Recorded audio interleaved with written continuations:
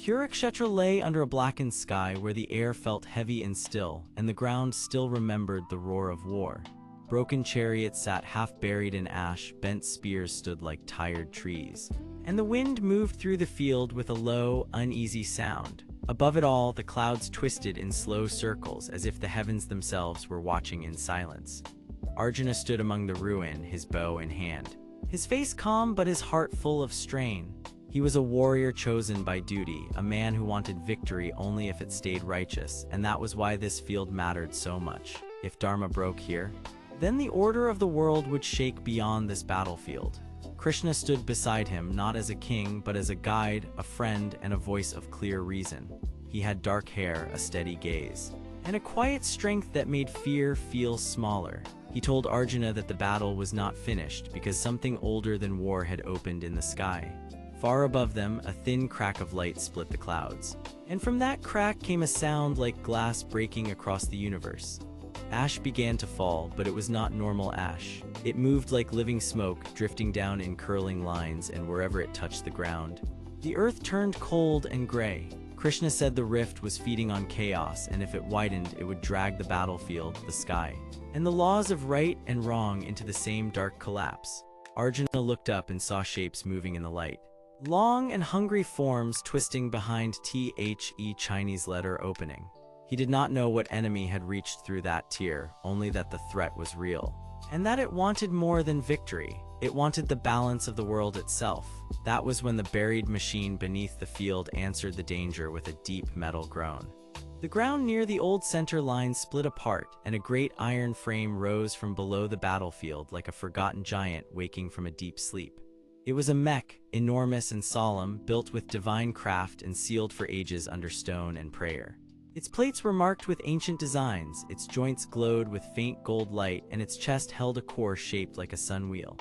Krishna explained that Vishvakarma, the master builder of the gods, had forged the machine long ago for a time when war would no longer be fought only by men, but by powers that could shake the sky. It was forbidden not because it was evil, but because it held force great enough to tempt pride. Only one who still honored righteousness could use it without being consumed by it. Arjuna understood at once why Krishna had never spoken of it before. If the wrong hand claimed it, the machine could become a tool for domination, and domination would only feed the rift.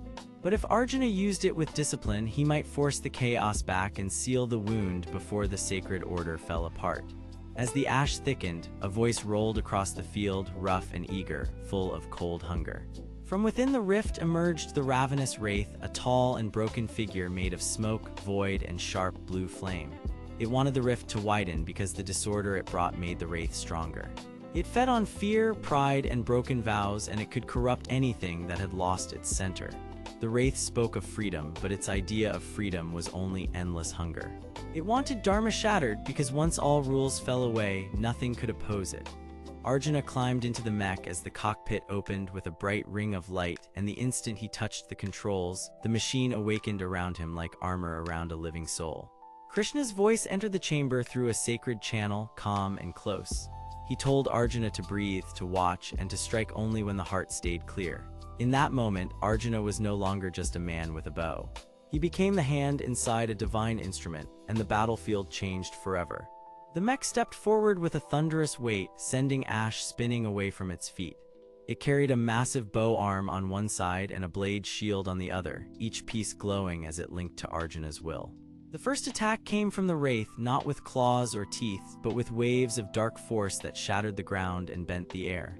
Arjuna braced, and the mech answered with a shield of bright mantra light, holding the blow long enough for him to recover. Krishna spoke through the wind, reminding him that strength without calm would only become another form of ruin. Arjuna then drew the mech's bow arm back, and a spear of light formed from his focus, not from anger. He released it, and the beam struck the wraith's outer form, forcing it to recoil through the ash. Yet the enemy did not retreat in fear. It split into 3 smaller shapes, each one sliding through the storm to attack from different sides. The battlefield began to tremble as broken stargates opened one after another across the plain. These gates were unstable doorways of light, and each one pulled in debris, smoke, and streams of strange blue fire. They made the field feel larger and more dangerous, as if the sky had been broken into pieces. Arjuna drove the mech through the first gate as Krishna guided him, and on the other side he found a terrible sight. Old celestial chariots were drifting in the air, caught in the rift's pull, their golden wheels spinning without direction, their riders struggling to keep control. Some of those riders were not enemies at all, but lost guardians trapped in the storm. Arjuna could not simply blast his way through, he had to protect them while still chasing the wraith. That choice mattered because every life saved kept dharma stronger than chaos.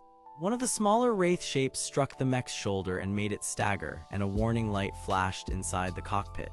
The machine could be damaged, but the greater danger was deeper than broken metal. If Arjuna lost his patience, the wraith would win without ever breaking his armor. He tightened his grip, looked through the ash, and chose restraint over rage. Then he guided the mech in a wide arc, using the ash storm itself as cover, and he cut open a path through the floating chariots without harming the riders. The move was precise, brave, and clean, and Krishna praised it with a single quiet word.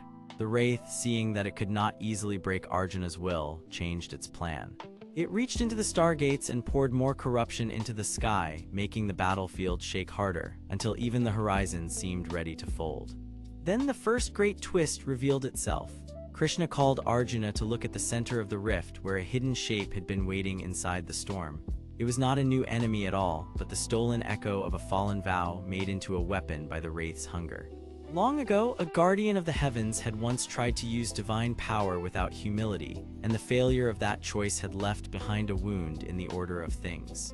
The wraith had found that wound and built its hunger around it. That meant the battle was not only against a creature, it was against every broken promise that had ever fed the dark.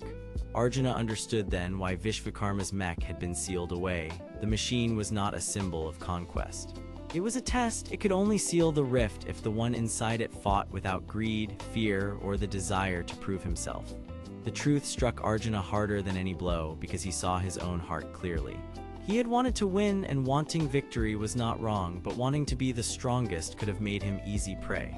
The wraith sensed that doubt and surged forward in its biggest form yet, a towering shadow wrapped in ash and broken light. It used the stargates like weapons, hurling waves of pressure that bent the mech backward and cracked the ground beneath it. Krishna did not shout. He only reminded Arjuna of the vow that mattered most: fight to protect, not to possess. Fight to restore, not to rule. Arjuna closed his eyes for one steady breath, and when he opened them again, his fear was still there, but it no longer held the center of him. He turned the mech toward the rift, locked the bow arm into place, and began to chant with Krishna, their voices joining across the storm in a single clear rhythm. The mech answered with a pillar of golden light, and the ash around it lifted upward like a reversed rain. The wraith screamed as its hunger met a force it could not digest. The stargates trembled, then began to collapse inward, one by one, as Arjuna pushed the machine forward through the storm. He did not destroy the battlefield. He restored it. He did not chase the enemy for pride. He forced it back for the sake of balance. Yet even as the rift narrowed, the deepest gate at the center remained open for one more breath, and inside that final opening, something far older than the wraith began to move. The mech stood firm, glowing through the ash, while the sky above Kurukshetra flickered like a lamp in strong wind. The wraith, wounded and driven back, dissolved into smoke for the moment, but not before leaving a warning in its fading voice. It said the balance had been shaken, and the world would hear from the darkness again. Arjuna did not answer with anger. He watched the final gate with careful eyes because he now knew that victory was never just a matter of force. It was a matter of keeping the right heart when power arrived. Krishna stepped closer beside the mech, and his calm presence made the world feel steady again, even if only for a little while. He told Arjuna that the machine had awakened because the age itself needed a guardian willing to carry both power and restraint. Vishvakarma's gift had not been made for glory, it had been made for duty. Arjuna looked down at his hands inside the control seals, and he realized he had changed in the fire of this battle. At the start, he had feared the machine because he feared losing himself. Now he understood that strength was never the enemy. Unchecked hunger was the enemy. The field around him was still broken, the ash still drifted, and the last stargate still flickered in the dark distance, waiting like a question that had not yet been answered. But Arjuna no longer stood as a man asking whether he was worthy. He stood as a protector who had chosen his path. Krishna gave him one final warning before the light faded from the cockpit chamber. This was only the beginning, and the deeper source behind the rift had not yet shown its full face. Somewhere beyond the broken sky, a greater hand was moving, and the next battle would demand even more from Arjuna than this one had. For now, though the battlefield held, the cosmic order had not fallen, and in the ash and silence of Kurukshetra, the forbidden mech waited with its new master, ready for the storm that was still coming. The ash over Kurukshetra still drifted in slow, heavy lines, and the torn sky still glowed with sick blue light. Broken chariots leaned in the dark like fallen bones, bent spears pointed into the wind, and cracked earth stretched in every direction under storm clouds that never seemed to move. In that ruined silence, Arjuna stood beside the forbidden Vishvakarma mech, and the whole battlefield felt like it was holding its breath. The danger was not gone, because the celestial star gate above them had only weakened, not closed, and everyone there knew that if it opened again, the world below could be pulled into something far worse. Arjuna was a young warrior with long black hair tied back, sharp dark eyes, and a calm face that now carried the weight of a much larger fate. He wore layered gold and deep blue armor with a red sash, armed guards, and the steady posture of a man trying not to show fear. Krishna stood nearby, a wise man with dark blue hair, warm dark eyes, and a peaceful expression, dressed in rich golden robes with blue fabric accents and a small crown-like headpiece. He was not there by chance. He guided Arjuna because he knew the battlefield was only the outer shell of a deeper danger, and he wanted Arjuna ready before that danger fully revealed itself.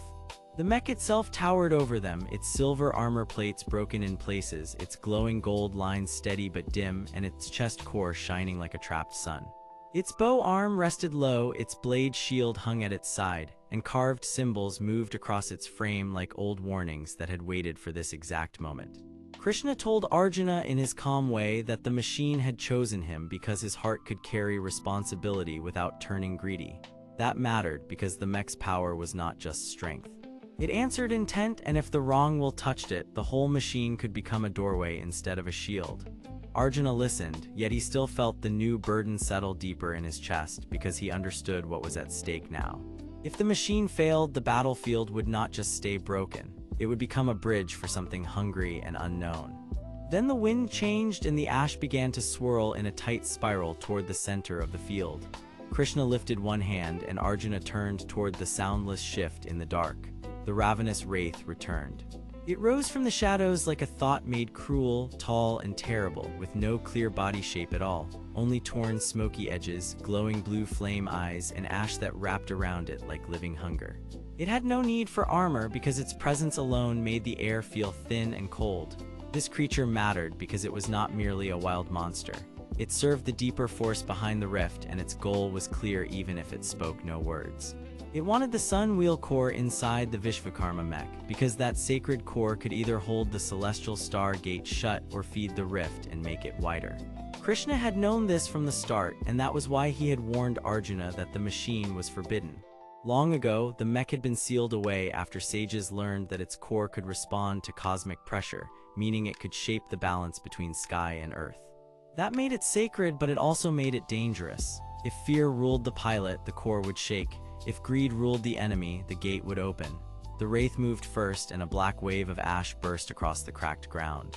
Arjuna leapt to the side as the blast struck the mech's leg plate and sparks flashed across the silver metal. He did not panic. He planted his feet, drew a steady breath, and took the mech's command through the link Krishna had shown him. The giant machine answered with a low, deep hum, and its gold lines brightened one by one. The bow arm lifted. The blade shield locked into place. For a brief moment, the battlefield saw something ancient wake up again. Arjuna fired a golden arc of force that split the ash wave in two, but the ravenous wraith only stretched taller, as if it fed on resistance itself. Then the shadow creature pressed forward, and the edge of the celestial star gate flickered above them, cracking wider with each clash below. Arjuna realized the enemy was not simply attacking the mech. It was testing the bond between him and the machine, because every surge of power from the core made the gate tremble in answer. That meant this fight was connected to something bigger than the field in front of him. Somewhere beyond the broken sky, a hidden hand was guiding events, and the wraith was only its first visible tool. Arjuna and Krishna moved together after that, but in very different ways. Arjuna fought with his body and the mech, while Krishna fought with calm words and careful timing. Krishna told him not to strike in anger because anger would only feed the wraith's hunger. He explained that the enemy's shape changed because it was made of borrowed force, ash, fear, and a will that wanted to consume order itself. That was why the wraith kept circling the mech instead of rushing it head-on. It was trying to make Arjuna waste energy and lose control. Arjuna understood, and that understanding changed how he fought. He stopped chasing the enemy's shadow and began protecting the core with steady movement. The mech stepped forward, blade shield raised, while the bow arm fired smaller, precise bursts that cut off the wraith's path without overshooting. The battlefield glowed in sharp flashes of gold and blue, and every strike threw long shadows across the cracked earth. The wraith answered by splitting into 3 smoky shapes, each one trying a different angle of attack, and for a moment Arjuna was overwhelmed. One shape slammed against the shield and shoved the mech back. Another darted toward the chest core. The third climbed above them like a dark stain in the air. Arjuna saw too late that the creature was not just hunting the machine. It was trying to force him to choose because it knew he cared about the battlefield, the mech, and the people who had once stood there. Krishna's voice cut through the chaos, calm and sure. He told Arjuna that a true guardian does not save everything at once. He saves what matters most, then trusts the next step. Those words hit Arjuna harder than any blow. He understood then that his fear was not only fear of failure, it was fear of choosing wrongly. With that truth in his heart, he focused on the core, drove the mech into a grounded stance, and opened the blade shield just enough to catch the descending shadow shape. The impact shook the field, but the mech held. Then Arjuna fired the bow straight up into the highest form, forcing the wraith to scatter and retreat in torn pieces of smoke and ash. Yet even as it was driven back, it laughed without a mouth, and its blue eyes burned brighter than before. That was when the real twist came. As the wraith retreated toward the rip in the sky, the celestial star gate flared, and a clear shape appeared inside the unstable light. It was not the wraith's master, at least not in full form. It was a watcher standing far beyond the broken sky, hidden behind the gate's glare. Krishna saw it first, and his peaceful face grew more serious than Arjuna had ever seen. He told Arjuna that the hidden force was not trying to destroy the world right away. It was trying to measure him, to see whether the new pilot would break, hesitate, or rise. That meant the current battle was a test, and the mech itself was part of that test. Arjuna felt anger at first, because he hated being watched like a tool. But then he looked at the battlefield, at the shattered ground, at the wounded silence, and at the machine beside him that had chosen to stand with him. He understood that the test was also a chance. If he could learn the mech's true rhythm, he might protect more than one field. He might protect the whole balance between sky and earth. The wraith gathered itself again, but it did not rush forward this time. It hovered near the gate, as if waiting for another command. That stillness was worse than the attack because it meant the enemy had plans that had not yet been revealed. Krishna placed a hand on Arjuna's shoulder and told him to stay ready because the next wave would not come from the ground. Arjuna nodded, his face calmer now, not because the danger was smaller, but because he finally accepted it. He was not only a fighter, he was a keeper of a sacred burden. The Vishvakarma mech stood beside him, its chest core burning brighter, and the broken sky above them pulsed with a deeper, colder light. In that moment, the battlefield was still intact, but everyone there knew the pause was temporary. Somewhere beyond the rift, a greater hand was moving. The ravenous wraith was waiting for its next order, and Arjuna had only just begun to learn what it meant to guard a power that could save a world or break it open. By the time the ash settled again, nothing was truly safe, but something inside Arjuna had changed. He no longer saw the mech as a prize or a weapon. He saw it as a vow, one that demanded patience, trust, and clear thought. Krishna noticed that change and gave him a small nod because the lesson had taken root. The wise guide had wanted exactly this, not blind strength, but a warrior who could carry power without losing himself to it. The battlefield around them remained broken, and the celestial star gate still flickered like a wound in the sky, yet the line between fear and duty had become clear. Arjuna stood straight, the red sash across his armor moving in the wind, and his dark eyes stayed fixed on the gate above. The ravenous wraith was not gone. It had only withdrawn, carrying with it the promise of a harsher struggle ahead. But the mech remained in Arjuna's hands, and for the first time since the battle began, that choice felt like hope instead of danger. Krishna turned his gaze toward the distant glow in the broken heavens and said that the next sign would come soon. When it did, Arjuna would need more than courage. He would need trust in himself, trust in the machine, and trust in the path he had been given. The ash-covered field stayed silent as the storm clouds churned overhead, and the story did not end there. It only deepened, waiting for the next strike, the next truth, and the next face behind the light. The battlefield stayed still for a moment, but it did not feel peaceful. Ash lay across the cracked ground like old snow, bent spears pointed from the dirt, and broken chariots stood half-buried in the ruin. Above it all, storm clouds rolled in slow circles, and the sky looked torn in more than one place. Arjuna stood in that silence with his long black hair tied back, his dark eyes fixed ahead, and his layered gold and deep blue armor shining faintly through the dust. He had already faced fear, loss, and strange power, but this silence felt worse than noise because it meant something was waiting. Krishna stood beside him, calm and steady, with dark blue hair, warm dark eyes, and golden robes that moved softly in the wind. He did not look worried, but he did look alert, like a man who could hear a truth no one else could hear.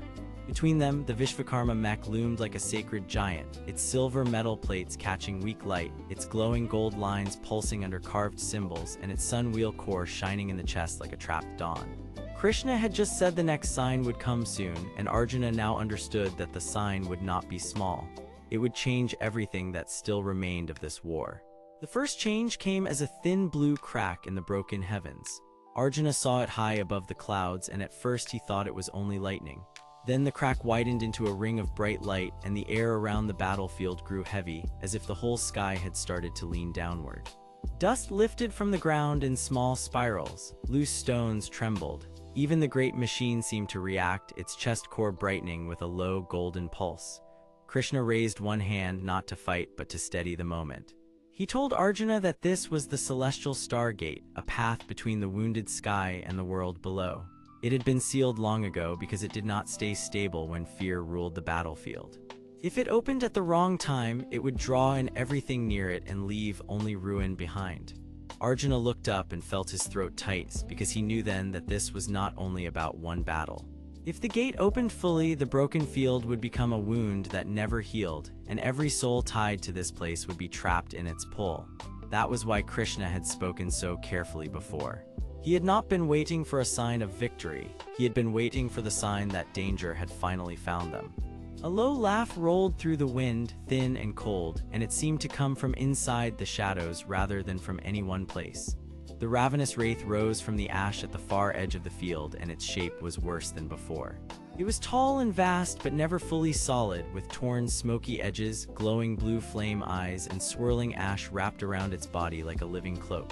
It moved without feet, gliding over the ground as if the earth could not touch it.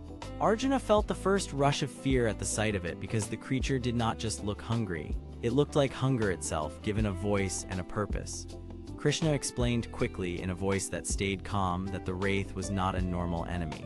It was a corruption born from broken vows, war pain, and the need to control what should never be controlled.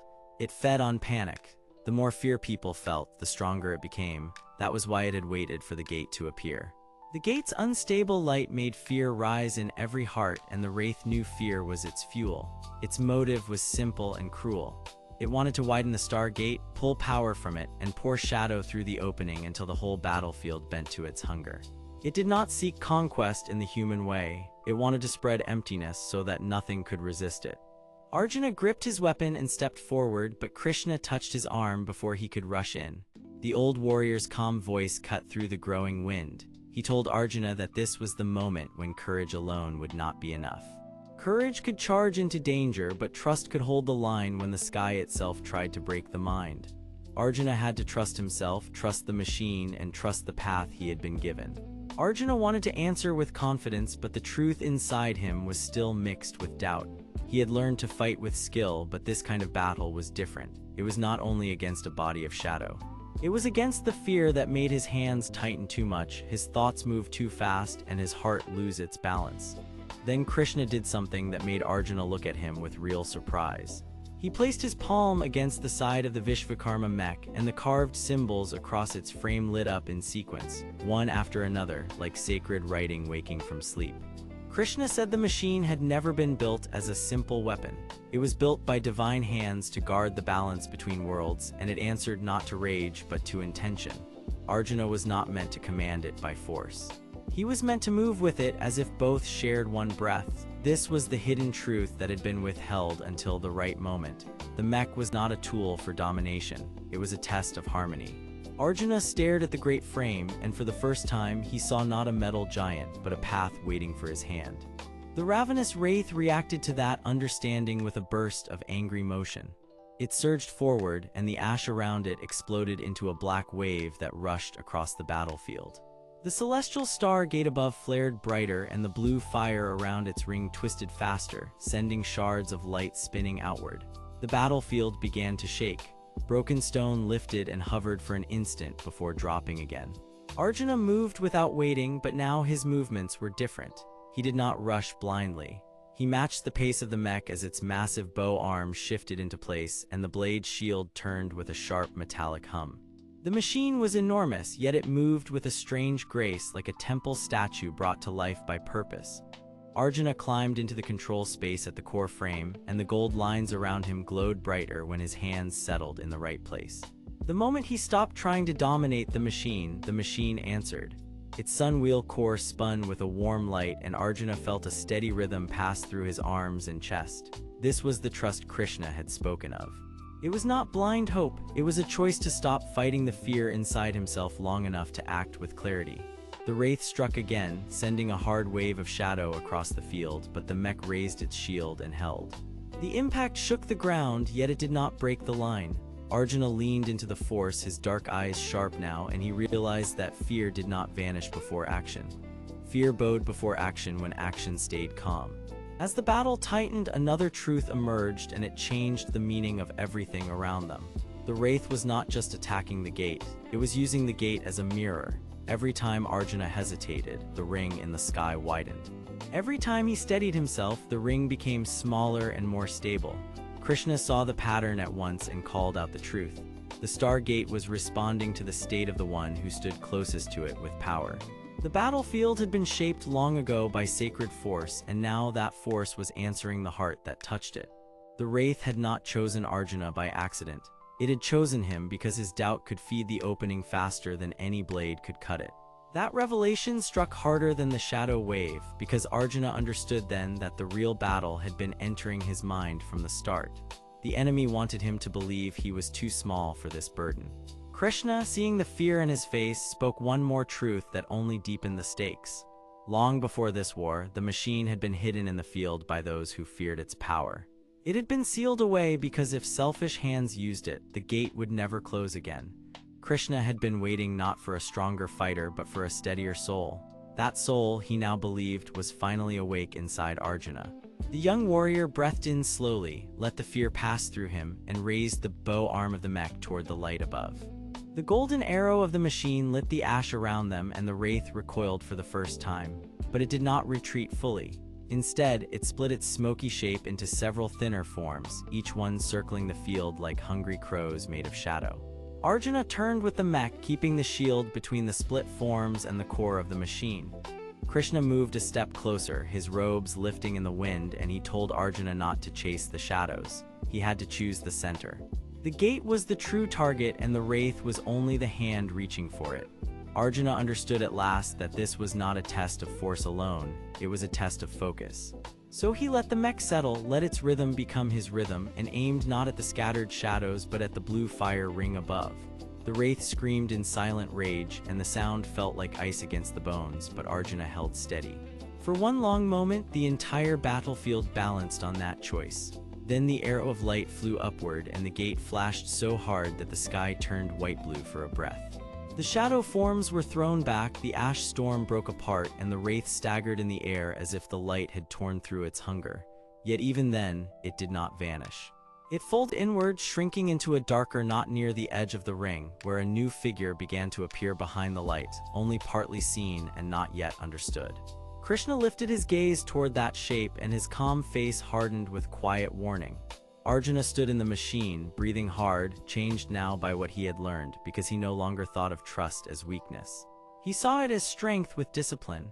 The gate still glowed above them, unstable but smaller than before, and the next truth was already pushing through its opening. The battlefield held its breath, and the story moved forward, deeper into the light that had just begun to show a face. Kurukshetra still lay under its storm-dark sky, and the ruined field seemed to hold its breath after every blast of light. Broken chariots leaned in the ash like tired bones, bent spears stuck from the cracked earth, and the air trembled with the strange hum of the celestial stargate. Inside the towering Vishvakarma mech, Arjuna stood very still, his long black hair tied back and his sharp dark eyes fixed upward, while the gold and silver frame around him glowed with ancient power. He was young, but the weight on his shoulders was now the weight of everyone still trapped in the battlefield. Krishna stood nearby within the same sacred machine, calm as ever, his dark blue hair neat beneath a simple crown-like headpiece, his rich golden robe steady even in the shaking light. He was the guide who had led Arjuna here, but he was also the one who had asked Arjuna to see deeper than pride, deeper than fear, and deeper than simple victory. The central danger was clear now, and it was no small thing. The ravenous wraith was trying to force its way through the gate, and if it succeeded, the field would be flooded with panic, confusion, and a power that fed on broken unity. Arjuna understood that the enemy did not just want ruin. He wanted trust to fail. The shape in the gate thickened, and the first clear sign of the ravenous wraith slid into view like smoke learning how to hate. Its form had no solid body, only torn dark edges, swirling ash, and blue flame eyes that burned with cold hunger. It was not a mindless shadow, it had a purpose, and that purpose was simple and cruel. Long ago, when armies had fought with fear instead of wisdom, the wraith had learned to gather strength from every shaken heart, every broken promise, and every moment when warriors turned against each other. Krishna had explained this in a calm voice before, but now the lesson carried real danger. He said the wraith could not fully enter unless the gate stayed open, and the gate stayed open only while anger and confusion kept its light unstable. That was why the creature had stirred the battlefield for so long. It did not merely attack bodies, it attacked trust itself because fear made people stop listening. Arjuna felt that truth settle inside him like a new blade. He had once believed that trust meant giving someone power over him, but now he knew better. Trust was a bond that had to be guarded, tested, and used with discipline. That was why his face hardened when he looked at the machine controls and then at Krishna. He was not looking for comfort anymore, he was looking for the right choice. The Vishvakarma mech answered his movement with a deep, sacred vibration, and its chest core shone like a small sun trapped inside silver armor. Golden lines lit up across its carved plates, running through the bow arm, the blade shield, and the heavy frame that held Arjuna upright. The machine had been forged for a purpose few dared to name aloud. It was made to face powers that ordinary weapons could not stop, but it was also dangerous because divine force could become a burden in the wrong hands. Arjuna placed both hands on the machine's inner controls, and the mech rose a little taller, bracing itself against the wind that poured from the gate. The wraith noticed at once. Its blue eyes turned downward, and the smoke around it twisted like a mouth that had found something to bite. Then the creature pushed forward, and the gate shuddered. Cracks of light spread along its circular edge, and small shards of glowing debris drifted into the air like broken stars. The battlefield below answered with a low tremor. Krishna lifted one hand, not in fear but in warning, and his voice remained soft. He told Arjuna that the gate was not just a doorway, it was a test. If Arjuna fought with rage, the wraith would grow stronger. If he fought with steadiness, the gate would weaken. The enemy had chosen this moment because Arjuna had finally begun to doubt old habits and embrace a harder truth. That was why the fight had become personal. It was no longer about crushing an enemy. It was about becoming the kind of warrior who could carry power without being broken by it. Arjuna inhaled, then set his jaw and moved the Vishvakarma mech into action. The towering frame stepped across the cracked ground, each footfall sending a pulse through the ash. The bow arm lifted first, not to strike in blind anger, but to measure the distance between the machine and the twisting dark above. The blade shield rotated into place, catching stray sparks from the gate, while the sun wheel core in the chest burned brighter. Arjuna had learned fast, and the knowledge showed in the way he moved. He did not rush. He watched. He waited. He balanced force with patience. The ravenous wraith answered with a sweeping surge of shadow, sending a cold wave down toward the mech. The blast struck the shield and spread across it like spilled ink, trying to dull the sacred gold. For a moment the machine bent backward and the ground under it split with a harsh crack. Even so, Arjuna did not break. Krishna stepped closer within the machine chamber, his gaze steady and his expression full of quiet trust. He did not command Arjuna to win. He reminded him to remain clear. Then he spoke another truth, one that cut through the noise. He said the wraith was feeding on the battlefield's fear because fear had become a habit for too many people here. The armies had been trained to obey orders but not to understand each other. The wraith had used that weakness for ages, and the gate had answered that weakness like a wound opening wider. That was the hidden reason the creature wanted this field. It was not random at all. Kurukshetra had seen too much anger, and the shadow had learned to bloom where hearts were divided. That revelation struck Arjuna harder than the shadow blast because it changed how he saw every enemy before him. He had thought the battle was only against the creature and the broken gate. Now he saw that the real fight was against the fear inside the people below and also inside himself. He remembered the moment in the previous part when he had finally understood that trust was not weakness. That understanding had not made him soft, it had made him precise. Now he knew why Krishna had led him through doubt instead of around it. A warrior who only trusted his own strength would always be trapped by fear of loss. A warrior who learned to trust wisely could hold the line when others wavered. The wraith sensed the change at once, and it pulled harder at the gate, making the opening flicker and bend. Blue fire flared around the circle, but the circle was smaller now, and the broken edges trembled like glass under pressure. Arjuna saw something else in that flicker, and it was the first real twist in the battle. The gate was not simply opening into empty space, it was responding to a call. Someone had helped prepare it. Someone on the battlefield had wanted this chaos. The thought was sharp and strange, and Krishna did not deny it. He only said that the next truth was coming, and Arjuna would need to be ready when it arrived. That meant the danger was larger than the shadow alone. It meant there had been choice behind the disaster all along. Arjuna tightened his grip on the controls, and the Vishvakarma mech answered with a brighter pulse of gold. He aimed the bow arm toward the gate, but he did not fire yet. He was waiting for the right moment, because discipline now mattered more than force. Below them, the battlefield remained still, almost unnaturally still, as if every broken banner and every silent weapon knew the next moment would decide the shape of the whole war. The ravenous wraith stretched wider, and its smoky edges began to spread around the gate like a living stain. It wanted Arjuna to panic, to fire too soon, to let anger crack his focus. Krishna watched the young warrior closely, and there was pride in his calm face, because Arjuna was no longer the same man who had once charged forward with only courage and doubt. He had become someone able to wait. He had become someone able to listen. Then the gate flashed again, and inside the bright blue fire a new outline began to form, clearer than before. It was not yet fully visible, but it was no longer just a shape. It was a face. Arjuna felt the machine tremble, and Krishna's voice dropped to a near whisper. He said that what came through next would explain why the gate had answered the wraith, and why the battlefield had been chosen as the place for this terrible test. Arjuna stared upward, calm now but deeply alert, while the light opened wider, and the story moved one step closer to the truth that waited on the other side of the gate. The battlefield stayed still, but it did not feel peaceful. Ash drifted across cracked ground, broken chariots leaned like tired bones, and bent spears stuck out of the dirt like warnings. Above everything, storm clouds pressed low over Kurukshetra, turning the whole land dark and heavy.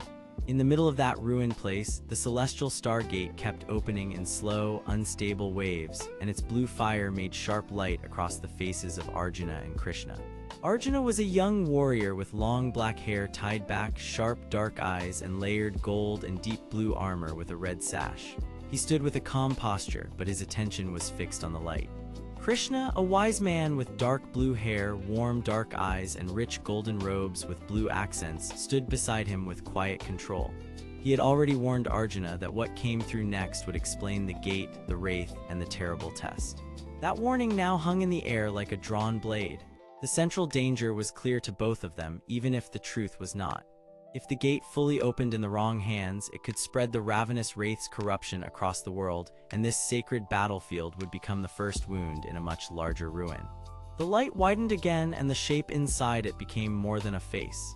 It was now a clear, staring presence, and it looked through the gate as if it had been waiting for this moment for a very long time. The face was not kind, and it was not human in any normal way.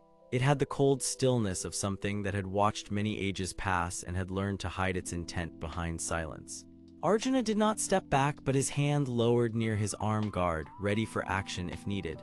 Krishna, however, remained steady because he understood what this was before Arjuna did. He said, in a voice barely above the wind, that the gate had never been a random door. It was a test built to measure who could stand before power without falling into greed. Long ago, the guardians of the heavens feared that the world would be broken by those who wanted to use sacred force for control, so they placed this gate above the battlefield where the greatest pride and loss had once met. Only someone with a clear heart could face it, and only someone with a twisted hunger would be rejected by it. That was why the battlefield mattered. It had been chosen because it remembered the cost of pride, and because memory itself could judge. The ravenous wraith had sensed that ancient rule. It had followed the gate because it wanted to bend that judgment and use the opening as a bridge for its own corruption. The wraith was not chasing power for no reason. It wanted a world without walls, a world where hunger could move freely through every soul and turn all life into ash like the land beneath their feet. As Krishna spoke, the Vishvakarma mech gave a deep tremor. The towering divine war machine stood behind them like a sacred giant, its glowing gold lines pulsing under silver armor plates. Its sun-wheel core burned in the chest, while the large bow arm and blade shield shifted with slow strain. Ancient carved symbols along its frame flashed brighter, as if they were reacting to the gate's voice. The machine had not been made for this kind of pressure. It was built to defend, to judge, and to answer divine command, but the opening gate was now pulling on its core like a storm pulling at a tree. Arjuna looked up at the machine and then back at the gate, and he understood that the battle was no longer only about strength. It was about control, trust, and the ability to stand still when fear wanted movement. Then the ravenous wraith emerged farther from the shadow edge of the field, its smoky edges curling and twisting while blue flame burned inside its empty-looking eyes. It did not rush forward yet. Instead, it hovered near the broken ground, studying the light with a hungry patience. It had changed since its first appearance. It was no longer only a wild force. It had a plan now. Krishna saw that change at once, and he quietly told Arjuna that the wraith had learned something from the gate. It had learned that the portal responded to intent. If the wraith could force enough panic into the field, it might trick the gate into opening wider. That would let the corruption through and turn the battlefield into a passage for a much larger spread of shadow. Arjuna's face stayed calm, but his mind moved fast. He had entered many fights before, yet this one felt different because the enemy was not just standing in front of him. It was reaching into the rules of the world itself. Krishna finally gave Arjuna the last piece of the truth he had been holding back. The gate did not open for power alone. It opened for a choice. That was why the face inside it was now visible. The gate was not only judging the wraith. It was also judging Arjuna. Long ago, Krishna had guided many warriors to this field, but most had failed because they wanted victory more than wisdom. Arjuna was different because he had learned to listen even when every part of him wanted to act. Krishna explained that the battlefield had once been a place where leaders learned that every choice carried a cost, and the gate was built above it as a final reminder. The face inside the light was part of the test's guardian mind, and it would soon reveal one more truth. The wraith was not the first corruption to seek this gate. Someone had helped it. Someone living had fed it direction, space, and time. Arjuna turned slightly at that because now the conflict had grown larger. This was no longer just a monster at the gate. It meant betrayal, planning, and a hidden hand in the war. The stakes rose at once because if an unseen helper remained free, the battlefield could never truly be safe. The ravenous wraith reacted to that revelation with a violent shiver, and its smoky form spread wider across the ruined ground. Broken spears rattled nearby, and loose ash swirled into small rings around its feetless shape. It did not speak in a normal voice, but a rough, layered sound came from it, as if many hungry echoes were trying to form one thought. Krishna listened and said that the wraith was becoming more desperate because it understood it was close to being denied. It had expected the gate to break under fear, but Arjuna's calm was slowing that process. That calm was more dangerous to the wraith than any sword. The machine behind them then lifted its blade shield and angled its bow arm toward the portal, answering Krishna's silent command. Arjuna stepped forward just one pace, and the red sash at his waist moved in the wind like a sign of resolve. He was not trying to destroy the gate. He was trying to hold the line long enough for the truth to finish revealing itself. The face in the light opened its eyes wider, and the gate sent a sudden pulse across the field. For one brief instant, everyone could see the hidden pattern inside the blue fire. It was not random energy. It was a map, and that map pointed away from the battlefield and toward a place still unseen. Krishna's expression changed because he recognized the pattern before Arjuna did. The map was not showing where the gate would go next. It was showing who had built the path into it. The answer was not yet fully given, but the shape of the betrayal had begun to form, and that was enough to change the entire direction of the war. Then the wraith made its move. It surged toward the light with a sharp rush of shadow, and the battlefield shook under the force of its hunger. The Vishvakarma mech answered at once, stepping in front of Arjuna with a heavy metallic shift, its golden lines flaring bright as it threw up its blade shield. The impact rang across the field, and the wraith was driven back for a moment, its smoky body breaking apart into torn strands before gathering again. Arjuna did not waste that opening. He moved with calm speed, not in rage, but in perfect timing, and his armored stance locked into place beside the machine.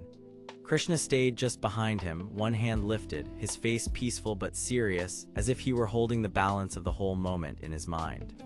He told Arjuna that this was the turning point. The gate had now shown enough for them to know that the enemy was using the battlefield's old pain as a ladder. The only way to stop it was not to close the gate by force, because force alone might shatter it. They had to answer its test correctly, and that meant understanding the hidden hand behind the wraith. Arjuna stared into the opening light, no longer calm because the fight was easy, but calm because he finally understood what was required of him. He would need to face not only the shadow in front of him, but the truth behind it. The face in the gate was still watching, the wraith was still circling, and the machine was still trembling under divine strain. Yet in that dangerous pause, the next truth had already begun to move toward them, and Arjuna stood ready to meet it without turning away. The broken field of Kurukshetra stayed silent for one hard breath, and that silence felt heavier than shouting. Ash drifted over cracked earth, bent spears, and shattered chariots, while storm clouds rolled low above the battlefield like a lid that would not lift. In the center of that ruined land, the Vishvakarma mech stood under a violent shimmer of gold and blue, its sun-wheel core trembling as if it could hear the sky itself. Arjuna stood before it in layered gold and deep blue armor, his red sash hanging still, his long black hair tied back, and his sharp dark eyes fixed on the opening in the air. Krishna remained close beside him, calm as ever, with dark blue hair, warm dark eyes, and golden robes that caught the strange light. Between them and the torn world beyond, the celestial star gate glowed with unstable blue fire, and the ravenous wraith circled it with hungry patience. The danger was no longer hidden. If the gate fully opened, something far worse than the wraith would step through, and the battlefield would become a doorway for ruin. Arjuna did not move at first, because now he understood that speed alone would not save anyone. The shadow in front of him was only the surface of the problem. The wraith had claws of smoke and eyes like blue flame, but it also carried a will, and that will was not its own. Krishna saw the change in Arjuna's face at once, and he spoke with quiet care, asking him to look past the obvious fight. Krishna explained that the wraith had been drawn here by a hidden promise in the machine and the gate, a promise made long before this moment.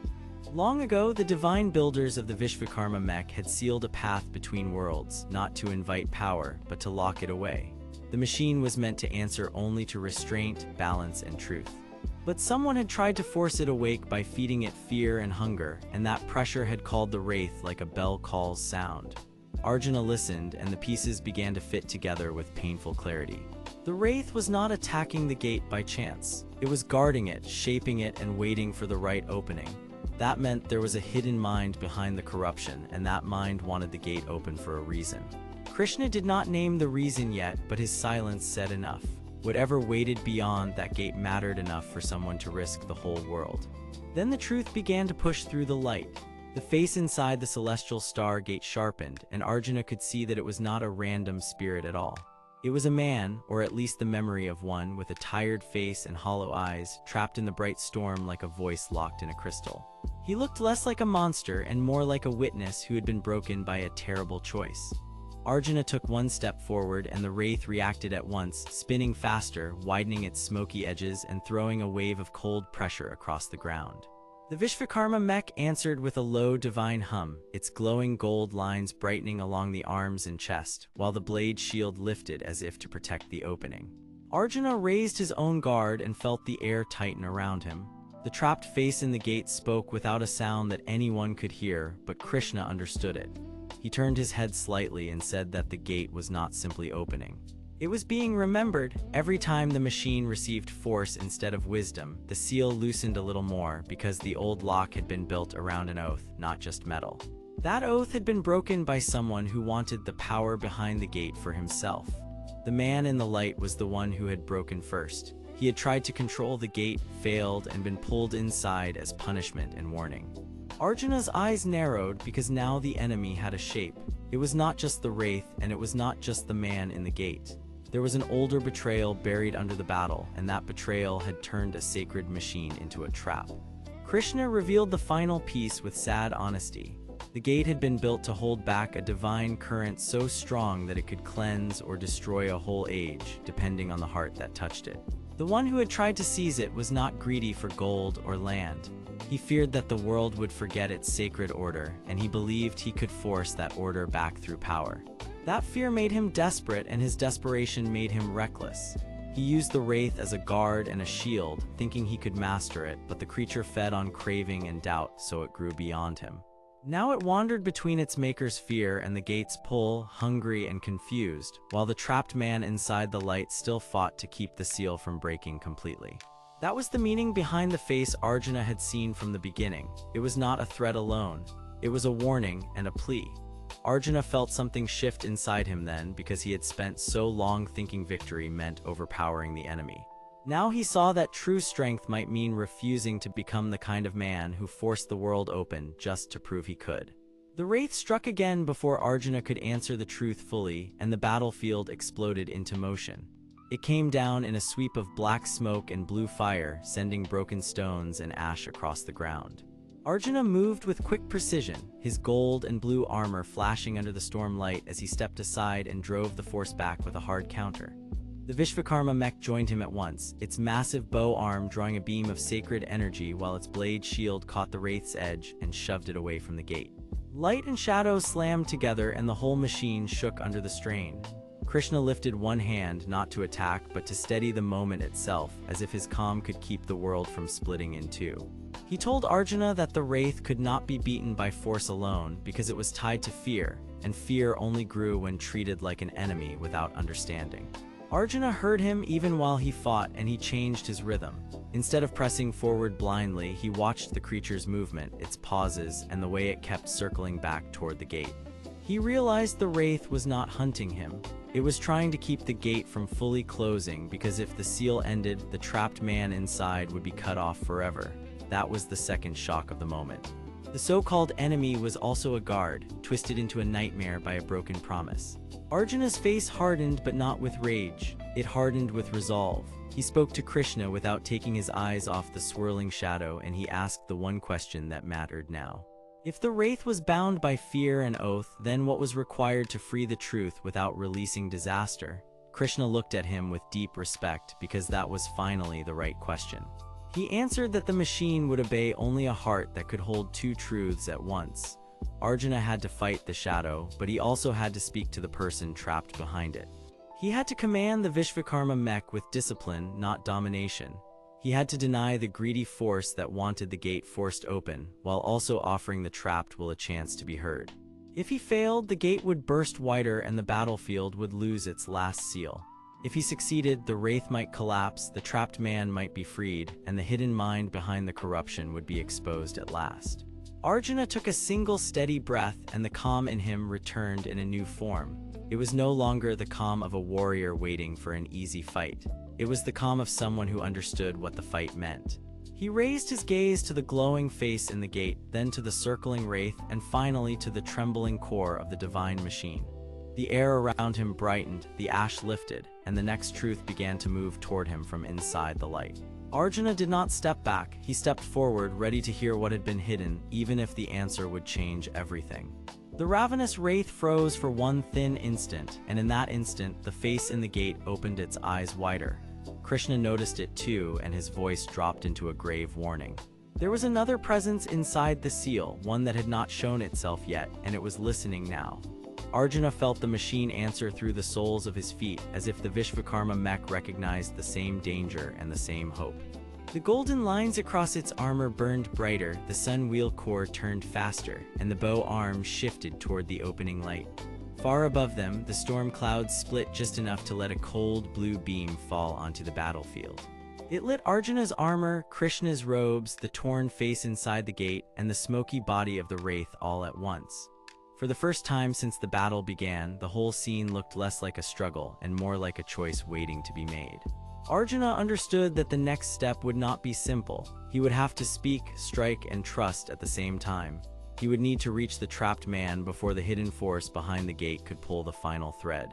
And somewhere beyond the light, something old and patient had begun to stir in answer.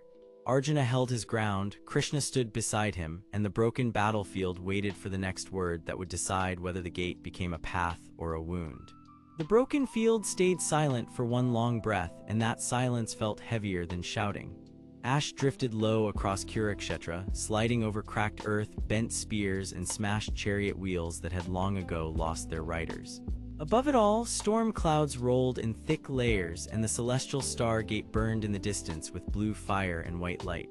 Arjuna stood at the front, his long black hair tied back, his gold and deep blue armor scratched by battle, and his red sash moving in the wind.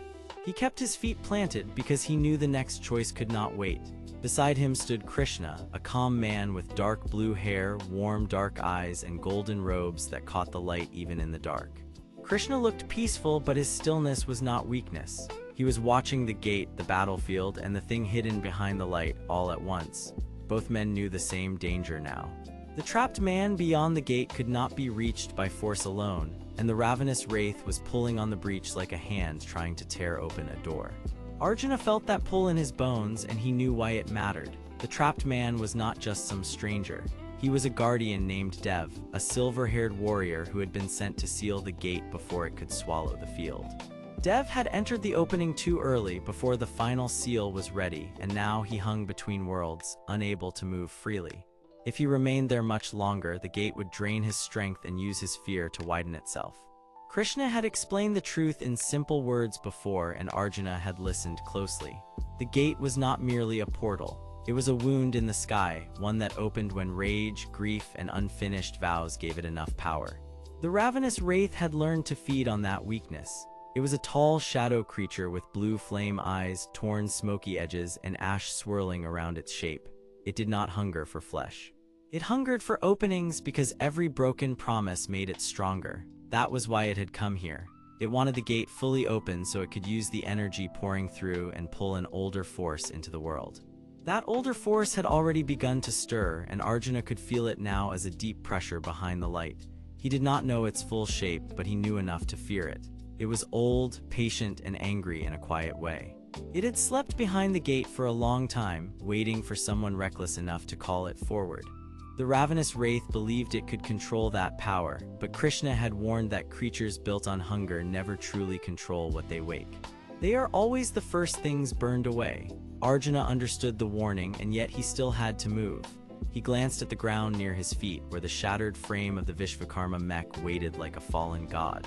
Its silver plates were cracked, its gold lines dim, and its great bow arm hung still.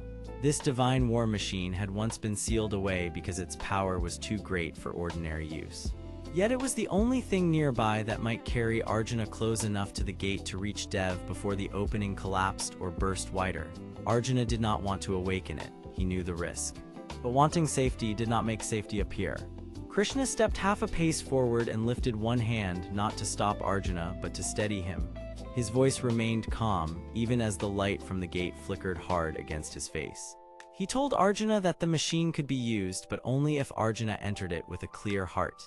If fear ruled him, the mech would respond to that fear and strike blindly. If anger ruled him, the wraith would grow stronger. Arjuna heard every word and felt the weight of them. He was a warrior, trained to act fast, trained to trust his body before doubt could catch up. But this was different. This was not a simple clash in the field. He had to speak, strike, and trust at the same time. He had to believe Krishna, believe Dev's faint cries beyond the gate, and believe that he could move without losing himself. So Arjuna placed his hand on the mech's cold frame, and the ancient symbols across its body lit one by one. Gold lines spread like living fire. Silver plates shifted into place. The radiant sun wheel in the chest glowed awake, and the Vishvakarma mech rose from silence like a giant opening its eyes. The ravenous wraith noticed at once. Its blue flame eyes sharpened and its smoky body stretched taller as it turned toward Arjuna. It did not speak like a human, but its hunger had a voice of its own, a rasping pressure that seemed to scrape the air. It wanted the mech because the mech carried sacred power, and sacred power fed its corruption more than fear ever could. It surged forward through the drifting ash, dragging a dark trail behind it, and the storm over Kurukshetra answered with a low thunder. Arjuna stepped into the mech's armored frame, and the machine sealed around him with a heavy, ringing sound. His vision shifted at once. The battlefield became sharper, the gate became clearer. He could see Dev now, trapped in a wavering ring of blue light just beyond the breach, one arm outstretched as if trying to grasp the world that had left him behind. Dev's face was strained, but he was still fighting. He was not begging for rescue. He was holding the gate shut from the inside with sheer will, and that meant every second mattered. Arjuna raised the mech's blade shield as the wraith slammed into him like a storm of smoke and cold fire. The impact drove him back half a step, but the mech held. Then the bow arm turned, and a line of golden light shot out, forcing the creature to scatter and recoil.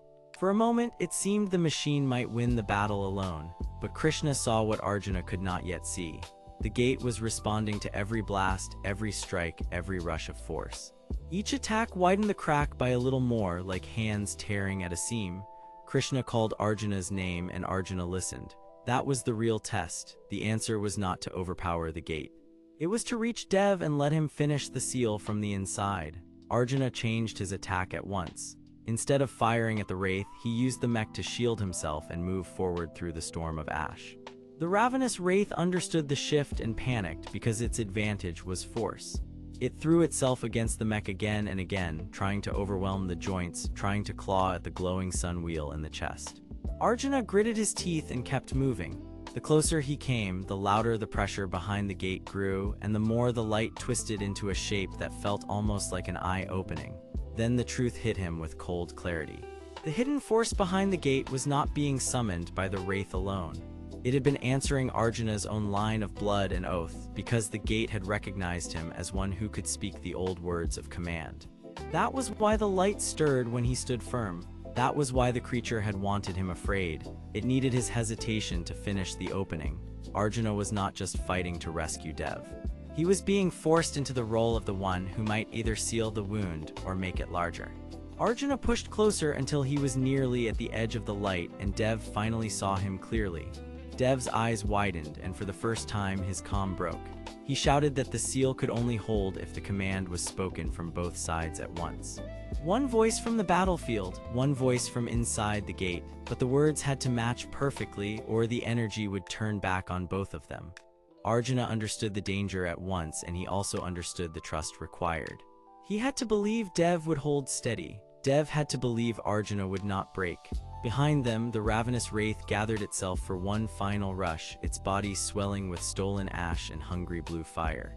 Krishna lifted his hand again, and this time his voice carried like a bell through the storm.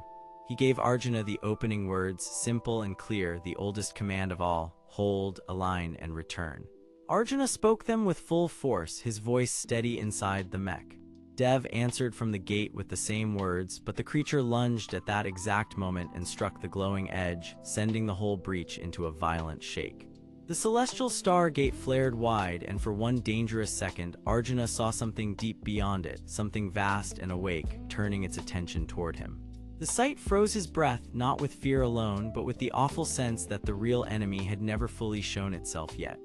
Then the light began to pull inward, the mech's symbols burned brighter, and the battlefield held its breath as Arjuna fought to keep his voice steady for the next word that could decide everything. Kurukshetra lay under a bruised sky where ash drifted over broken chariots and bent spears. The ground was cracked and black, and every sound seemed small against the roar of the storm clouds above. At the center of that ruined field stood Arjuna, a young man warrior with long black hair tied back, sharp dark eyes, and gold and deep blue armor that still shone through the dust. He held himself still because stillness was the only way he could keep his fear from showing. Beside him stood Krishna, a wise man with dark blue hair, warm dark eyes, and golden robes that moved softly in the wind. Krishna looked calm, but his gaze was steady and serious because he knew the battle had reached its most dangerous point.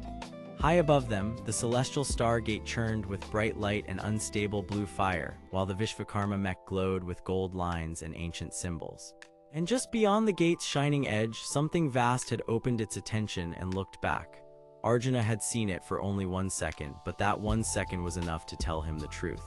The real enemy was still hidden, and if the seal broke now, the whole field could be swallowed by a force no one yet understood. The ravenous wraith moved first because hunger always pushes itself forward before wisdom can catch up. It rose from the shadowed edge of the battlefield, tall and broken in shape, with smoky torn edges and blue flame eyes burning inside the dark. It did not walk like a man or beast. It spilled across the ground like a living stain, drawn toward the gate's light and the fear around it. The wraith wanted one thing above all else. It wanted the seal to fail, because failure would let the power beyond the gate pour into the world and feed the corruption that made it strong. Krishna explained this in a low voice while never looking away from the danger. He told Arjuna that the wraith was not the true master of the gate, only a hungry servant that fed on weak points, fear, and broken trust. That was why it kept pressing them again and again. It did not need to win a fair battle. It only needed one opening. Arjuna nodded once, then stepped closer to the Vishvakarma mech, whose carved symbols burned hotter with each pulse of the gate. The machine was sacred and forbidden, built by divine craft, and it could answer only to someone who understood discipline more than pride. Arjuna had not wanted to rely on it before, but now he saw the truth. The mech was not a weapon made to destroy the gate, it was a lock made to hold it shut. Inside the gate, Dev struggled against the blazing force that wrapped around him. He was a battle-worn guardian with silver hair and dark silver armor, and blue seals glowed over his chest and arms like chains of light. He had been trapped inside the radiance for a long time, and his body shook under the strain, but his will did not bend. Dev had stayed there for one reason only. He believed the seal had to be held from the inside, where the pressure was strongest, or else the gate would split open and release what was waiting beyond. He could still see Arjuna through the light, and he could still hear Krishna's voice through the ringing in the air, though every word came to him like thunder through deep water. Dev tried to speak, and at first only a broken whisper came out. Then the light around him flared, and he forced the words through. He told them that the gate was not just opening, it was testing them. Something inside had learned how the seal worked, and it was using the wraith as a tool to wear down the barrier. That was the first clear sign that the true enemy had a mind, patience, and a plan. Arjuna felt the weight of that truth hit harder than any blow. He had thought he was fighting a creature of hunger, but now he understood he was facing a hidden intelligence that waited behind the stars. The next attack came like a wave of darkness pushed by wind. The ravenous wraith stretched itself wide, and the ash around it spun into a choking storm. Bent spears lifted from the ground as if pulled by fear itself, then rattled and fell aside when the wraith swept past. It slammed against the outer edge of the gate's light, and the impact made the whole battlefield tremble. Arjuna ran forward, planted his feet, and lifted his arms to steady the mech's channeling frame. His calm face tightened, but he did not break. Krishna moved beside him at once, placing one hand near the glowing symbols and the other in a simple guiding gesture. Krishna did not fight with rage. He guided with clarity, and that made his power even stronger. He told Arjuna to breathe with the rhythm of the seals, not against them. The mech answered their focus, and the gold lines along its body flared brighter. Its bow arm drew back with a deep metallic hum, and its blade shield spread out like a wall of silver fire. The wraith struck again, but this time it met a force that did not give ground. The clash sent a ring of light across the field, and the shadow creature was driven back several paces, its smoky edges tearing and reforming in a rush of dark ash. Then the gate changed, and the change was so sudden that everyone felt it at once. The bright circle tightened, as if something on the other side had placed both hands on the opening and leaned forward. The blue fire around the rim sharpened, and deep inside the light, a shape began to appear, not fully formed but clear enough to make Arjuna's chest tighten. It was not a beast. It was not a soldier. It looked like a giant mind made of layered light and moving lines, and it was watching them with cold patience. Arjuna finally understood why the battlefield had felt wrong from the beginning. The gate had always been a prison, and the prison had always had a prisoner who wanted out. Dev shouted from inside the light that the thing beyond the gate had been sealed away by the ancient guardians because it could bend fear into force and use living wills like door handles. That was why the wraith existed. It was not the master. It was a fragment, a broken, hungry piece sent ahead to make the seal weaken from the outside. The revelation hit Arjuna with cold clarity, and for the first time he knew exactly why the battle had to continue. If the seal failed, the hidden mind beyond the gate would not simply enter the world. It would build a path through every weak heart it touched. That would turn the whole land into a bridge for its return. Arjuna looked at Krishna, and Krishna looked back with quiet certainty. No long speech was needed between them because trust had already been built through every hard step before this one. Krishna told Arjuna that the next word mattered because the seal was tied to an old vow, and vows did not survive confusion. Arjuna remembered what Dev had said earlier, and he remembered how the mech had answered only when he spoke with truth. The next word was not a command of power, it was an act of acceptance. Arjuna understood that he could not force the gate to obey through strength alone. He had to name what the battle truly was. So he drew a slow breath, raised his eyes to the shining circle, and called out with a voice that carried across ash and storm. He spoke the word that meant hold, the word that meant remain, the word that meant the seal would stand because he stood with it. The Vishvakarma mech answered at once. Its symbols burned with fierce gold, the bow arm locked into place, and the radiant sun wheel in its chest flared like a second sky. For a brief and terrible moment, the hidden force beyond the gate pressed back. The entire field shook, and even the storm clouds seemed to pull apart in fear.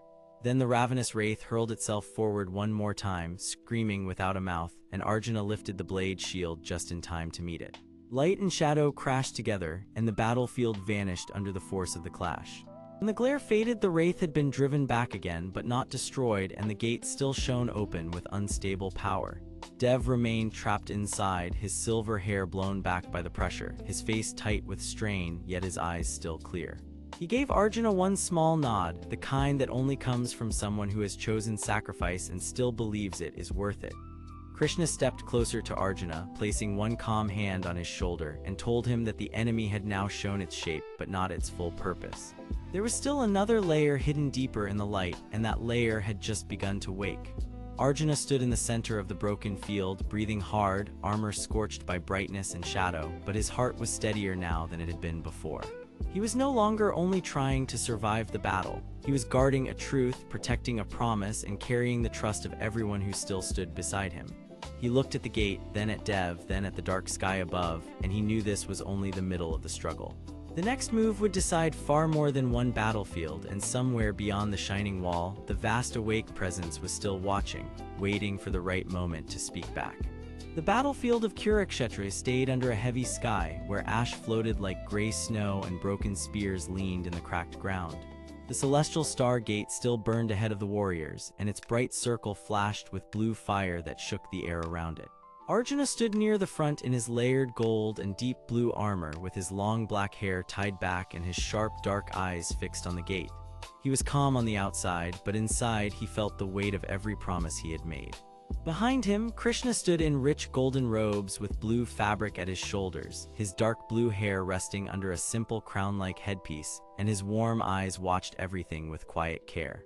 Far inside the gate, Dev, a silver-haired guardian in dark silver armor with glowing blue seals, kept straining against the light because he was holding the seal from within and could not let it break. The enemy in this part of the struggle was the ravenous wraith, a shadow creature with glowing blue flame eyes and torn smoky edges, and it wanted one thing above all else. It wanted to feed on fear, crack the gate open, and turn the battlefield into a place where no one could ever restore order again. Arjuna looked at the gate, then at Dev, and then at the stormy sky above them. He did not need anyone to tell him that the next move mattered more than another clash of blades. Krishna stepped beside him and spoke in a low, steady voice, reminding him that the gate was not only a danger, but also a seal built to keep a larger force asleep. Long ago, a hidden pact had been made by guardians who knew that if the seal fell, the force beyond the light would wake fully and spread through every shattered road and city beyond the battlefield. Dev had stayed inside because he understood that truth, and he had chosen duty over comfort. He had also chosen to hide the full reason from the others because he feared panic would make the seal weaker. Arjuna now understood that Dev was not only trapped, he was holding the line from the inside, while everyone outside had to make sure his effort did not become wasted. The ravenous wraith rose higher above the battlefield, and its smoky shape spread across the clouds like a dark stain. It had no human face, no clear body, and no mercy at all, only a hunger that grew stronger whenever fear spread among living hearts. The wraith had been drawn to the gate because the gate's unstable light was full of energy, and the battle around it gave off enough fear to feed its power. That was why the creature kept circling and striking at the minds of the warriors, whispering doubt into any crack it could find.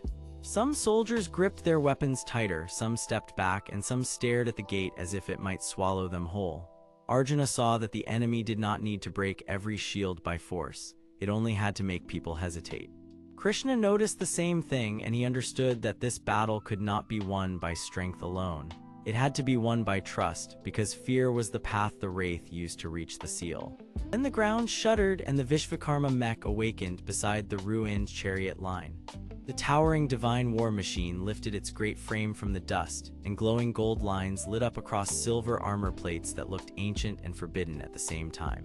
Its chest core shone like a small sun, and the carved symbols on its body began to pulse as if answering a command from the oldest part of the war. One arm carried a bow of sacred metal, while the other held a blade shield that could split wind and stone. The machine had been built long ago for battles that needed more than human strength, and it had slept until this hour because it could not be trusted in the wrong hands. Krishna had guarded the knowledge of its waking, because he knew that if the wraith reached the gate first, it could twist the machine's power into a disaster. Arjuna placed one hand on the machine's warm metal frame, and he felt it answer him like a living ally, not because it loved war, but because it recognized purpose. The plan became clear in that moment. Arjuna would push forward with the Vishvakarma mech and draw the wraith's attention, while Krishna would keep the seal stable through words, focus, and the sacred marks that linked him to Dev inside the gate. The attack began under the black sky, and the battlefield seemed to hold its breath. The Vishvakarma mech fired a beam of light from its bow arm, and the radiant shot cut across the ash field like a bright line of judgment. The ravenous wraith twisted aside, and its smoky edges tore through the air as it rushed back with a wave of blue fire from its eyes. The clash did not spill into blood or ruin the story's hope, but it hit the ground hard enough to shake loose broken spears and crack nearby stone. Arjuna moved with controlled speed, stepping from one shattered piece of cover to the next, his red sash snapping behind him as he kept his gaze on the enemy. Krishna stayed a little behind, never far from the gate, and his peaceful face remained steady even as the light above him flickered and groaned. He raised one hand toward the star gate and began speaking ancient words that were simple enough to trust, yet strong enough to hold the seal in place for a little longer. Inside the gate, Dev heard Krishna's voice like a distant rope thrown into deep water. His silver hair drifted in the unstable light, and his dark silver armor flashed with blue seals that were starting to crack at the edges. He was tired, but he was not broken. He had stayed inside because he had once seen what happened when power was left unguarded. In his past, before this battlefield turned into a sacred wound, he had served as one of the gate's first keepers, and he had helped build the seal that now trembled above the ruins. That was the hidden truth he had carried alone, because he knew the others would not have let him enter the gate if they understood how close he was to being bound to it forever. The revelation struck Arjuna as he saw Dev's seals flare. Dev had not been dragged inside by force. He had gone in willingly because someone had to stand at the heart of the danger, and he believed his own life was the strongest lock he could offer. The ravenous wraith sensed the truth and grew furious because its prey was slipping away. It hurled itself toward the gate, trying to shove fear into Arjuna's mind and break Krishna's focus. For one sharp moment, the battlefield seemed to tilt, and even the Vishvakarma mech staggered under the pressure of the shadow's hunger. Arjuna almost rushed forward alone because that old habit still lived inside him, the habit of solving every danger with direct force. But then he remembered what he had learned here. He was no longer only trying to survive the battle. He was guarding a truth, protecting a promise, and carrying the trust of everyone who still stood beside him. So he did something new. He did not chase glory. He called out to the soldiers behind him, to the ones who still had strength, and asked them to hold the line together. They answered him at once, not because they were fearless, but because they trusted him enough to stand with him. That trust changed everything. The warriors raised their weapons, their shields, and their voices, and the fear the wraith had planted began to lose its grip. Krishna nodded once, his eyes never leaving the gate, and he sent a steady wave of calm through the glowing circle. The Vishvakarma mech planted its blade shield in the cracked earth and fired again, this time not to destroy the enemy, but to drive it back from the gate's edge. The The ravenous wraith shrieked in silent fury, its smoky body splitting apart and pulling itself together again, unable to understand a force stronger than hunger. Arjuna then saw a thin pattern inside the gate, a hidden line of blue light connecting Dev's seals to the star core above him. It was a lock made of shared will, not simple stone or metal, and it could hold only as long as each person kept his part of the promise. Arjuna understood the last piece at once. The seal did not need a hero who fought alone. It needed a guardian circle, and every person there was part of it. So Arjuna lowered his stance, breathed once, and turned toward the gate with full purpose. Krishna spoke one final calm command, and Dev inside the light answered by pulling his own seals tight with all the strength he had left. Together, the three of them created a line that the ravenous wraith could not easily break.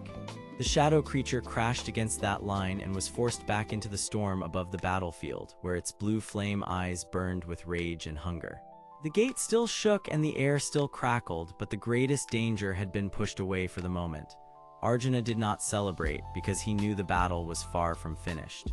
Instead, he looked up at the glowing wall of light and saw that the presence beyond it had changed.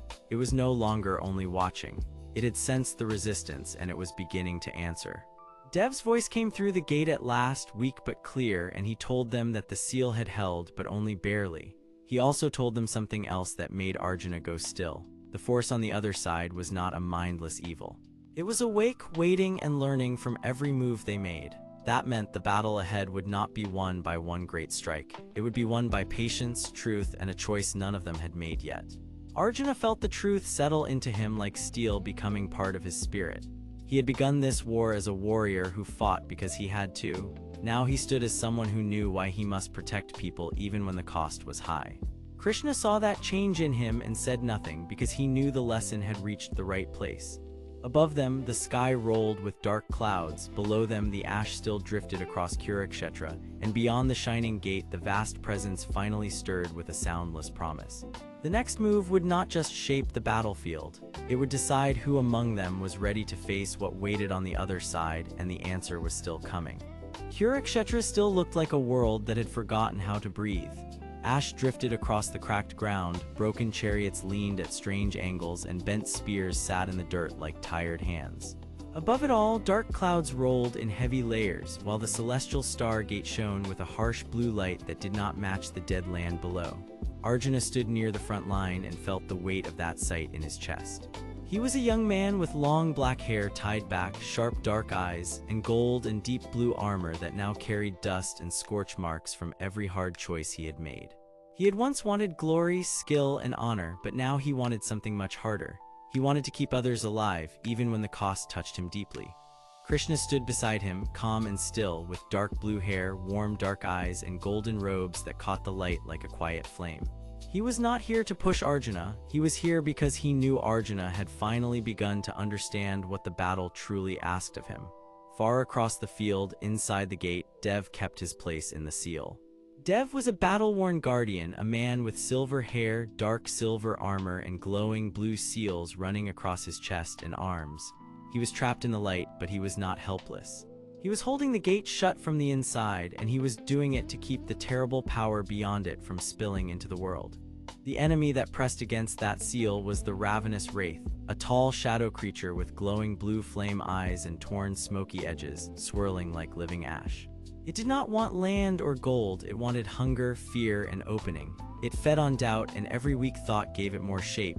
That was why this moment mattered so much. If the gate broke now, the battlefield would not just be lost. The force beyond it would spread, and the people gathered here would be overwhelmed before they could even understand what had happened. Arjuna took a slow step forward, and the ground gave a small crack under his boot. He looked at Dev inside the gate, then at Krishna, and then at the trembling wall of light ahead. The lesson from the last battle was still fresh in him. He had learned that strength without care was empty, and that a warrior who only fought for himself would always arrive too late.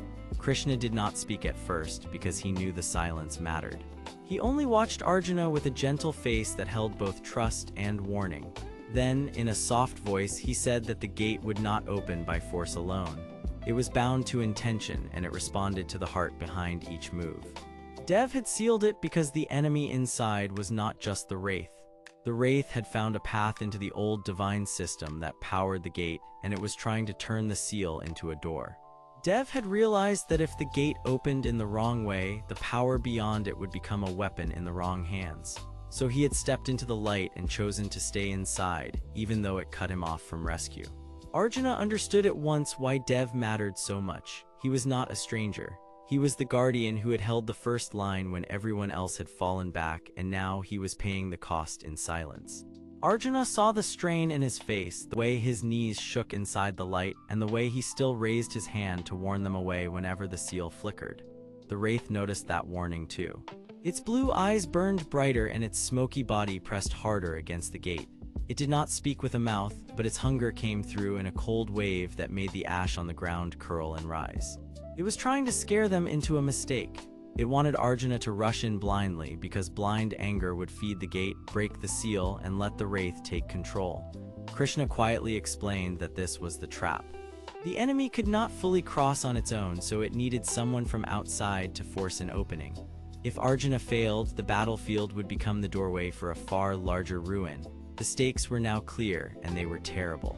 The heroes had to save Dev, protect the seal, and stop the wraith from getting what it wanted, all at the same time. Arjuna tightened his grip on his weapon and forced himself to breathe slowly. His calm was not weakness now, it was control.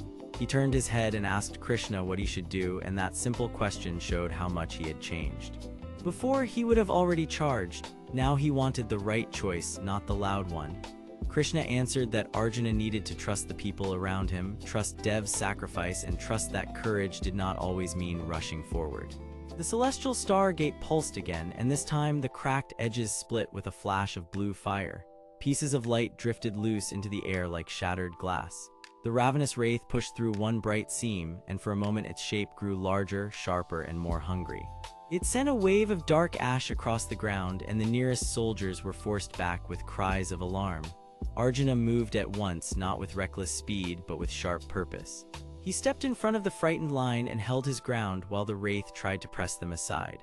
The Vishvakarma mech, the towering divine war machine with glowing gold lines, silver armor plates, and a radiant sun wheel core, stood behind him like a sacred wall. Its large bow arm lifted and its blade shield locked into place. Arjuna understood that the machine was not merely a weapon. It was a burden left by old makers for moments exactly like this. He placed one hand against its control frame and the machine answered him with a low hum. But even then, the wraith did not retreat. It twisted in the air and sent a surge of cold pressure toward the gate, trying to make Dev lose focus. Inside the light, Dev staggered. He looked toward Arjuna with tired silver eyes and mouthed a warning that was almost lost in the roar of the gate. Arjuna caught it anyway. Dev was not just holding the seal. He was using his own life force to keep the link from collapsing. If the pressure rose any higher, he would be overwhelmed from the inside. That truth hit Arjuna harder than any strike. He realized the enemy was not only attacking the battlefield, it was attacking hope itself, because if Dev broke, everyone would believe the gate was lost. But Arjuna also saw another thing in that instant.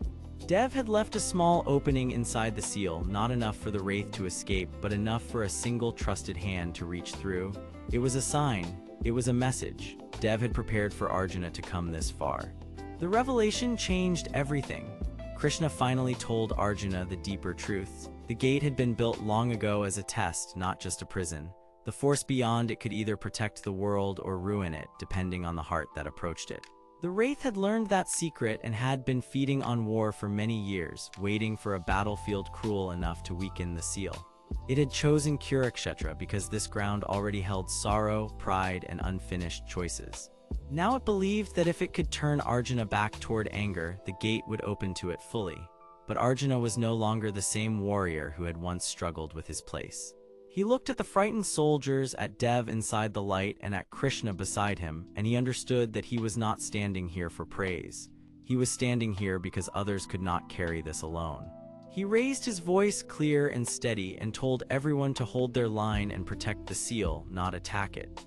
The men around him listened because they saw something new in him. He was not asking them to follow his pride. He was asking them to trust his care. Then Arjuna stepped toward the gate and called out to Dev. He told him to keep holding on because he was not alone anymore.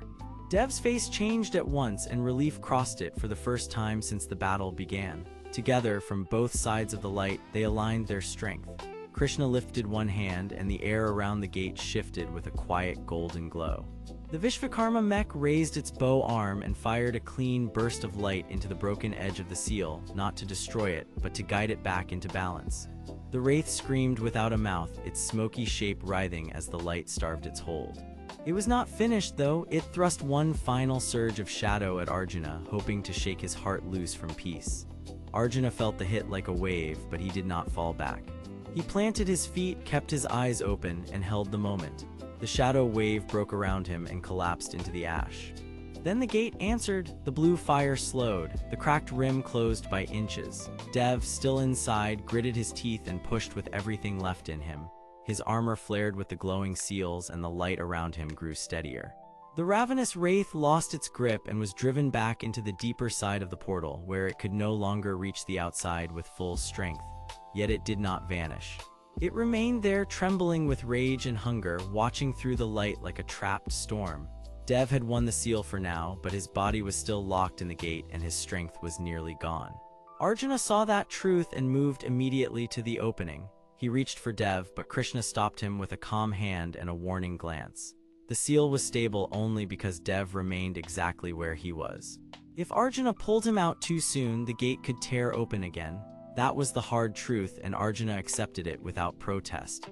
He had finally become the kind of warrior who could live with delay when delay protected others. Dev managed a weak smile and told him with great effort that the next step would matter even more.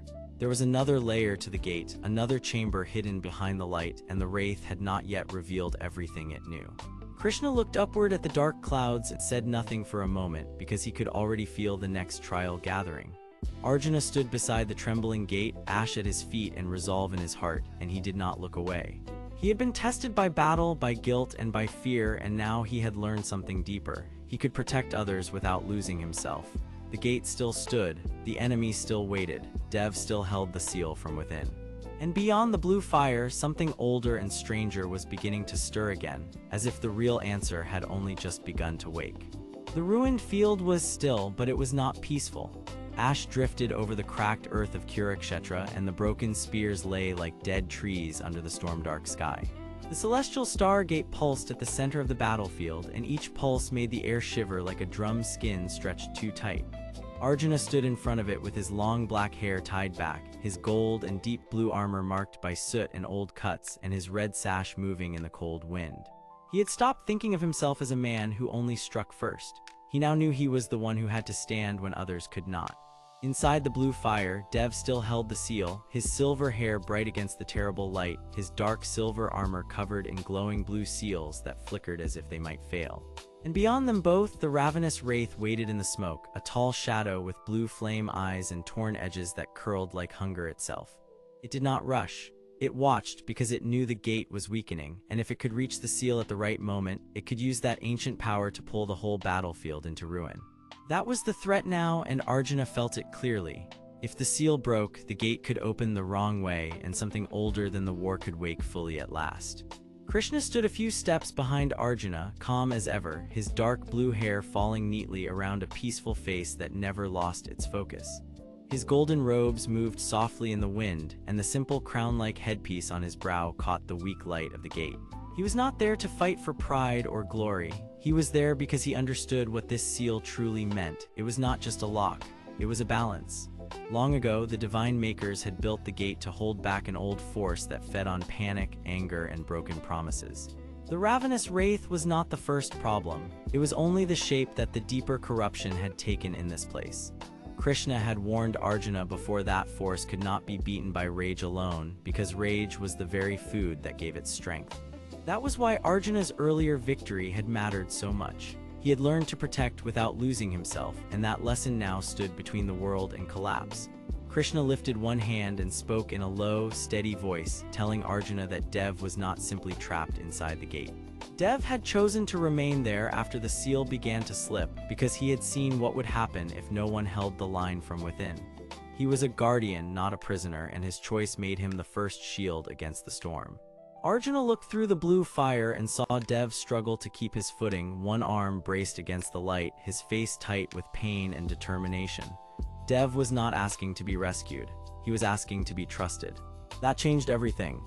The ravenous wraith moved at last. It stretched itself higher, and its blue flame eyes widened as if it had found a new scent in the air. The ash around it rose in a spiral, and the shadow body split into many sharp tendrils that rushed across the broken ground. Arjuna stepped forward, planted his feet, and raised his blade just enough to meet the first strike.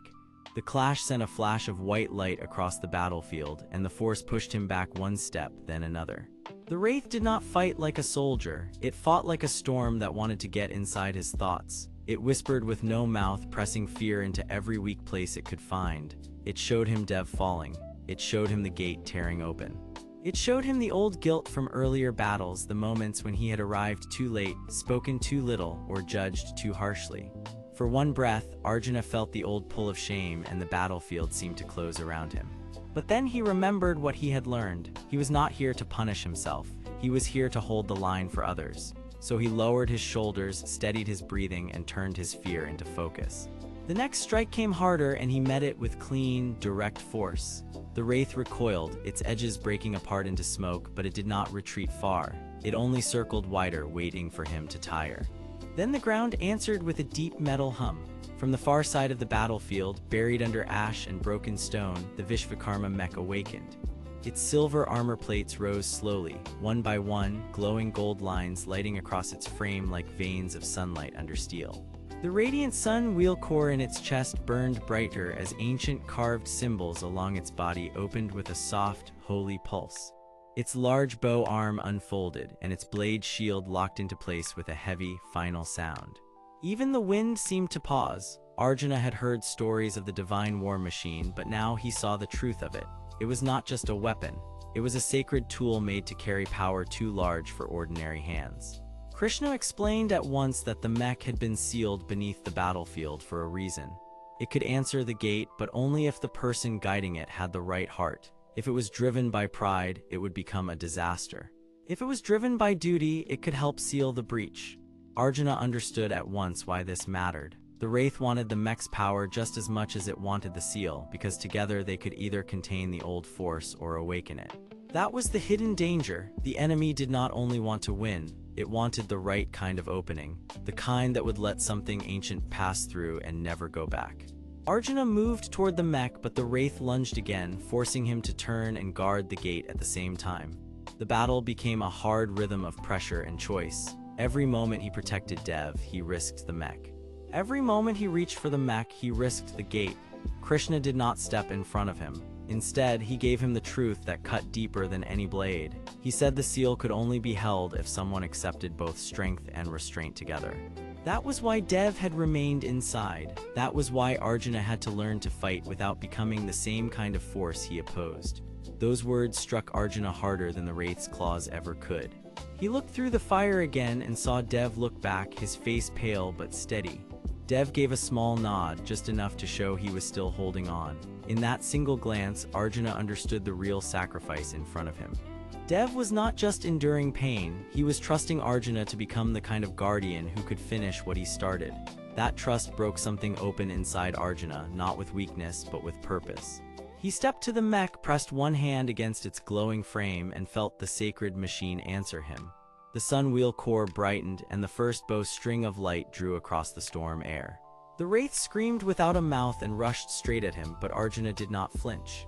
He stayed rooted, one hand on the machine, one eye on the gate, and one heart on the man inside the flame. The shot from the mech did not end the danger, but it changed the shape of it. A bright beam cut through the smoke and slammed into the wraith, driving it backward in a burst of ash and blue sparks. The shadow creature shattered into several pieces, then pulled itself together again with angry force, but it was slower now, less sure, less hidden. For the first time, Arjuna saw the shape beneath the hunger. It was not mindless. It was driven by an old will, one that had once been sealed away with fear and now wanted revenge through any opening it could find. And then the gate gave a sudden violent pulse, stronger than before. The crack around the blue fire widened, and a deep voice rolled out from within, not Dev's voice, but something older and colder, speaking from behind the seal. Krishna's expression changed for the first time just a little, and that small change told Arjuna the truth.